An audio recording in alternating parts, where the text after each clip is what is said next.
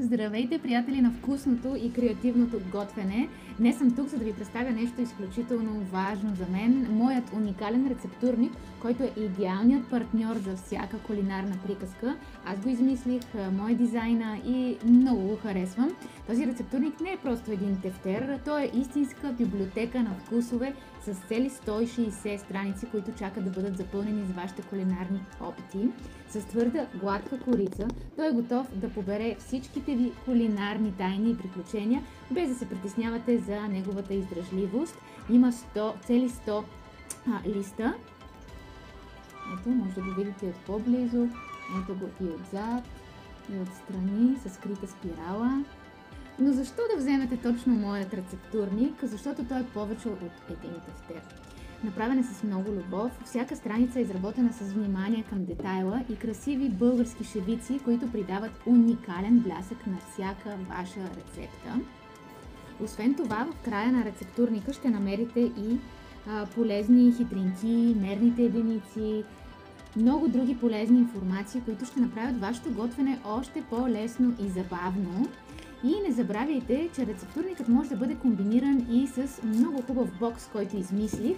Ето го и него, а в него има чаша, ето, има и рецептурник, разбира се, който съм опаковала старателно.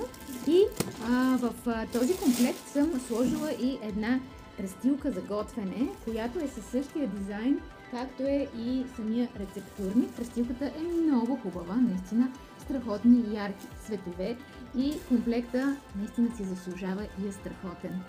Ако искате да научите повече за рецептурника и бокса, който ви показах току-що, или пък да ги закупите за вас, за ваша приятелка или ваш близък, посетете моя сайт helansworld.eu и се потопете в света на кулинарията и красотата. Не чакайте, започнете своето кулинарно пътешествие още днес.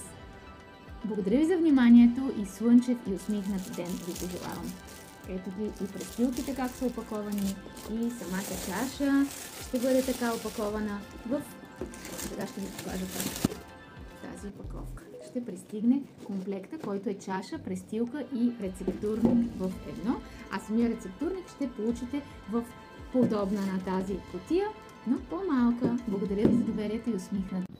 Работният процес вкъщи не спира. Ето така започва и опаковането на страхотния рецептурник.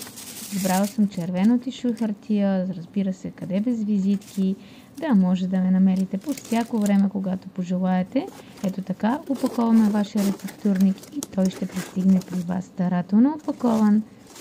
Винаги вкъщи кипи усилен труд преди да изпратя вашите пратки, защото всичко правя с много любов и желание, така че вие да останете доволни.